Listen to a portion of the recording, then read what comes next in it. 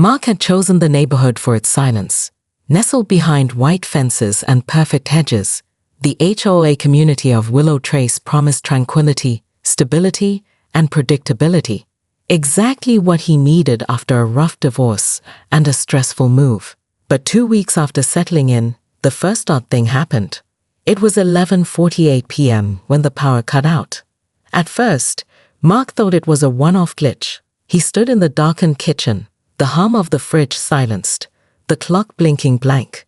The neighborhood outside was still bathed in the soft glow of porch lights. Only his house had gone dark. Then it came back, 5 seconds, just long enough to reset his router, kill the stream he was watching, and flash every digital clock in the house. Annoying, but whatever. But then it happened again, and again. Over the next week, his home suffered several random, unexplained flickers and blackouts, always late at night, always just long enough to be noticed, never enough for the HOA to take seriously. He mentioned it to his neighbor, old Mr. Greeley. Probably a bad breaker or a squirrel fried on the transformer, the old man muttered, peering over his rose bushes. Welcome to Willow Trace. We don't have crime here, just confusion. But Mark had been a systems analyst for 12 years. He knew patterns. He felt them. And something didn't fit. The electric company denied any grid issues. But what did raise a red flag was his utility bill, nearly double the average. With no kids, no gaming consoles, and no indulgent hot tub, he had no reason to be pulling that much juice. Curious and mildly alarmed, Mark opened the locked power box on the side of his house one night, holding a flashlight in one hand and a notepad in the other. He took meter readings, logged data, began tracking his daily consumption. Then he noticed something strange. At precisely 2:12 am, the meter spiked hard, pulling a load as if he turned on every appliance in the house. But everything was off. He stood there in slippers and a hoodie, staring at the humming meter, feeling a chill run down his spine. He followed the line from the meter with his eyes, realizing something he hadn't noticed before, a narrow conduit snaking down from the box and connecting to a small exterior outlet nestled between his and the next property. The grass around it was recently disturbed. Who had access to that outlet? The next morning, Mark couldn't stop watching his neighbor's driveway. Karen had moved in 3 weeks ago with her sleek, pearl-white Tesla and an air of quiet entitlement. She had immediately begun reporting people for grass length, mailbox placement, and trash bin violations. And yet, her Tesla was always charged. No home charging station, no visible solar panels, no extension cords from her garage. Just a car that always purred to life. Mark narrowed his eyes. The neighborhood might be peaceful, but something here was stealing more than just electricity. Something was siphoning off trust. And Mark was going to find out exactly who. Mark wasn't a paranoid man by nature, but ever since the mysterious power surges began, he found himself becoming more watchful, especially of Karen. Every morning, her Tesla gleamed in the driveway like a trophy on display. She always emerged in designer athleisure, walking her tiny dog, a shivering white puffball named Mitzi, nodding at neighbors with the kind of smile that said, "I know something you don't." Karen had quickly cemented her presence in the community. She introduced herself at the HOA meeting as a former city planner, a title that impressed the older residents. Within days, she was chairing committees, issuing passive-aggressive newsletters, and lecturing residents on fence height regulations and acceptable mailbox colors. To everyone else, she was polished, efficient, the ideal HOA member. But Mark couldn't shake the feeling that beneath the surface, something was off. One night, he decided to sit in the dark with his blinds slightly cracked, watching. At exactly 2:10 am, the Tesla's headlights blinked on for a moment, then off again. Karen appeared seconds later, dressed in black yoga pants and a hoodie, carrying something under her arm. She moved to the narrow side yard that separated their homes, paused and crouched. Mark squinted. She was fumbling with something on the side of his house. He grabbed his phone and started filming, careful to keep still. A dim flashlight beam flickered from her hand. She twisted a cable, connected it to what looked like a high-power adapter, and plugged something in. right into that mysterious exterior outlet. She was charging her Tesla from his power box. His stomach twisted with disbelief and fury. The next morning, Mark visited the HOA office to file a formal complaint. But the moment he mentioned Karen, the receptionist, a chipper woman named Deb, visibly stiffened. "Oh, Karen?" Deb said. "Well, she's very involved, and she's been generous with her time. Are you sure there's not a misunderstanding?" Mark showed her the video. Her smile faltered. "You know," she said carefully, "the HOA doesn't technically control the side outlets. That's usually a neighbor dispute, meaning they wouldn't touch it." Back home, Mark mulled over his options. He couldn't physically stop her without risking legal blowback. The HOA wouldn't help, and if he cut power to the outlet himself, she'd probably accuse him of vandalism. That night, he checked the outlet again. There were faint scuff marks on the concrete and 2 short black strands of wire lying nearby, cut or frayed, like someone had quickly removed evidence. Karen was clever, careful. She knew what she was doing. But so did Mark. The next time she stole his power, she wouldn't get away unnoticed. He'd make sure of it. Because Karen might have thought she picked the perfect victim. But Mark was done being quiet. Mark couldn't sleep. His mind raced through a loop of disbelief and anger. He had the footage. He had the proof. Yet Karen still walked around like she owned the place, sipping overpriced iced coffees and bossing around board members like they were her personal staff. She was stealing from him, plain and simple. And nobody seemed to care. He needed undeniable evidence. The kind that could shame her into silence or force the HOA's hand. So he went full detective. The next day, he bought a compact night vision camera and installed it behind a vent on his garage, angled perfectly toward the narrow side yard. It blended in seamlessly, invisible to anyone walking by. He also placed a smart plug between the exterior outlet and his home circuit, allowing him to monitor energy usage in real time from his phone. That night, he waited. 2:07 a.m., his phone buzzed. A notification. Power spike detected. 3.4 kilowatt hours/hour. He raced to the feed. There she was, Karen, in her black hoodie, crouched in the shadows. She looked both ways, plugged in the thick charging cable, and darted back to her Tesla like she was late for a heist. The car lit up briefly, confirming a successful charge. Mark hit record. His hands trembled, not from fear, but from anticipation. He finally had her.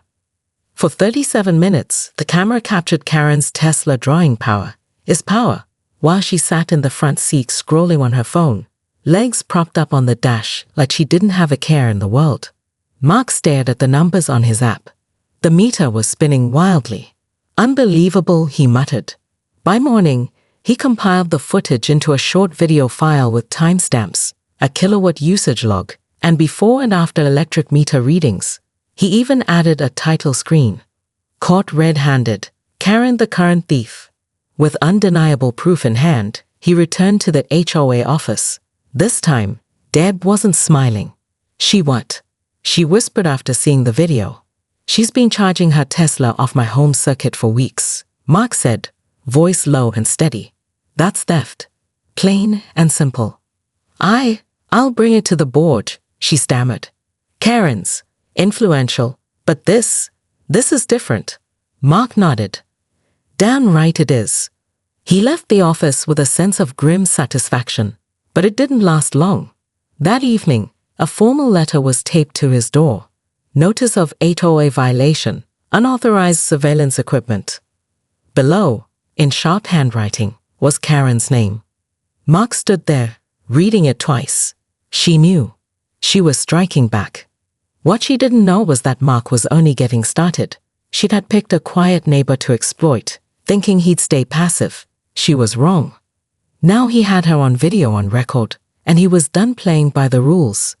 If the HOA wouldn't punish her, he would. Mark arrived at the monthly HOA meeting armed with a laptop, 3 printed copies of his power usage data, and a steely calm that barely masked his fury.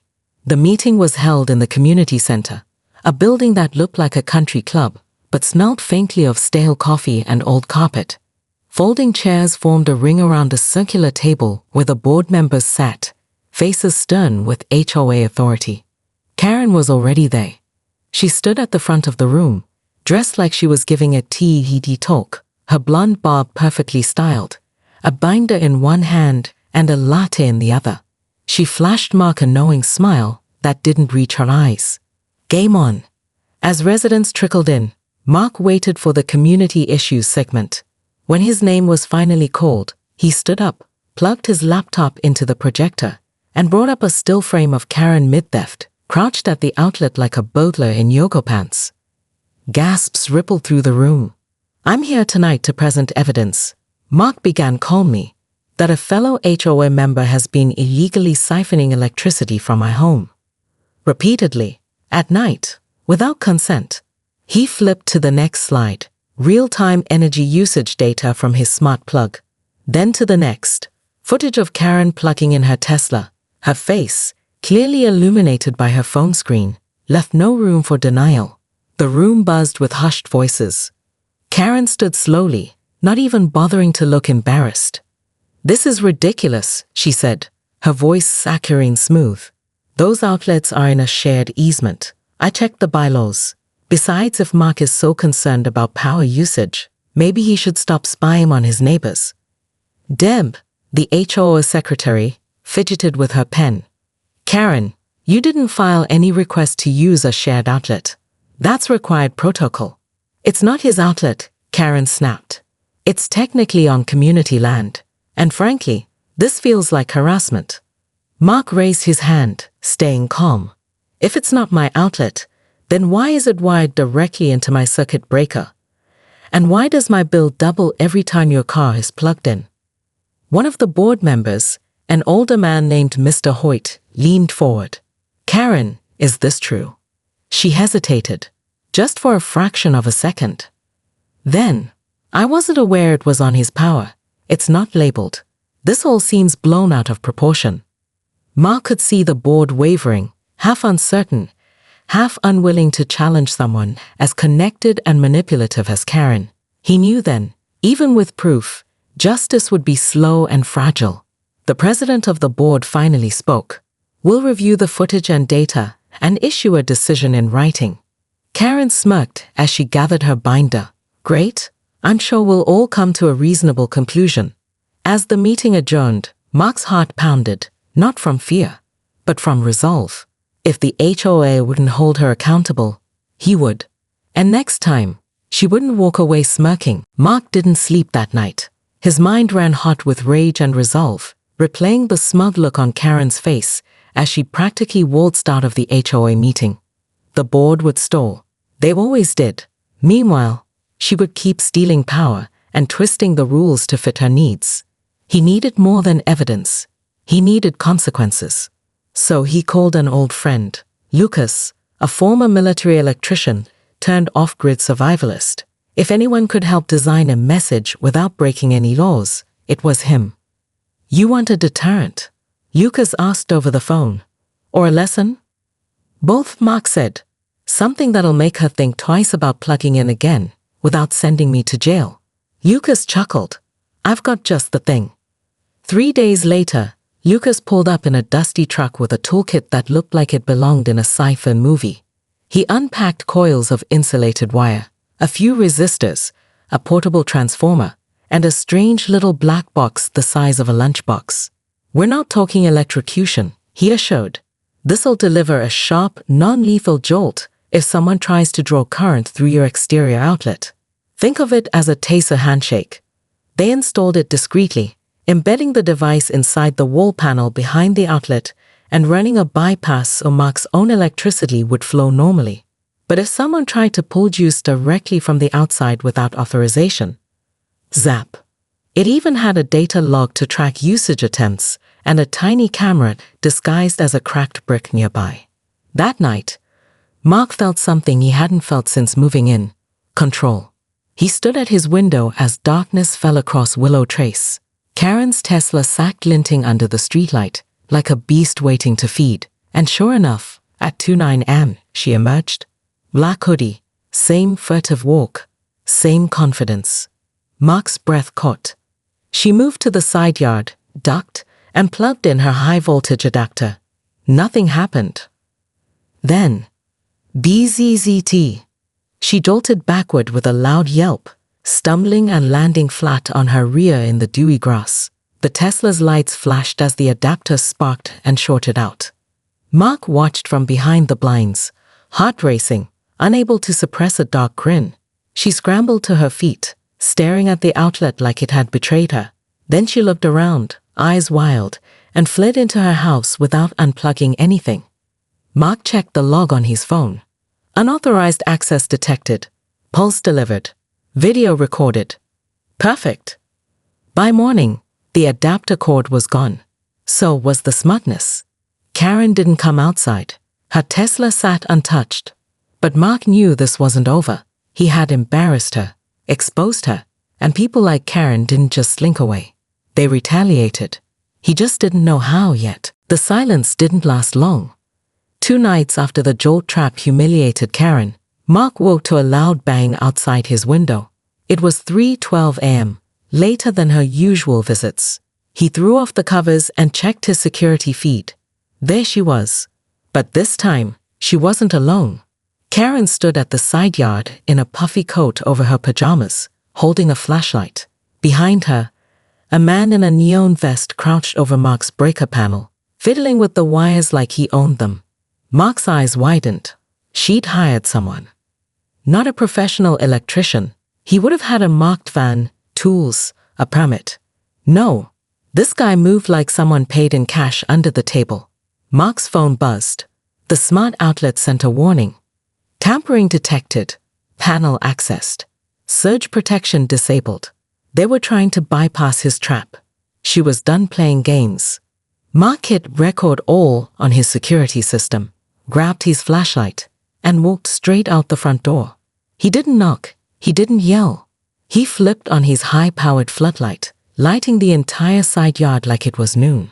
The man froze mid-crouch, holding a pair of insulated cutters just inches from the wires. Karen whirled around like a caught raccoon. Well, Mark said coolly, stepping into view. Planning some after-hours electrical renovations? The man bolted without a word, sprinting down the sidewalk and vanishing into the shadows. Karen, stunned and furious, stayed rooted in place. Are you insane? Mark barked.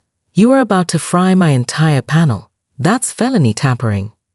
Karen's voice quivered, not with fear, but rage. You electrocuted me. You trespassed and stole power, repeatedly, then hired someone to sabotage my house. I deserve a charging station. The HOA said it was a gray area. Not anymore, Mark snapped, pulling out his phone. Everything you just did? Caught on camera, tampering with a residential electrical system. That's prison time. She took a step forward, trembling. You wouldn't dare. Mark smiled. Oh, I already did. He hit a button. An email flew out, complete with footage, screenshots, timestamps, sent to the HOA board, the utility company, and the county code enforcement office. Karen stared at him, lips parted in disbelief. You think you can ruin me? She whispered. I am this HOA. Not anymore. The next day, Mark woke to a miracle. Karen's Tesla was gone. So was Karen. No note. No confrontation.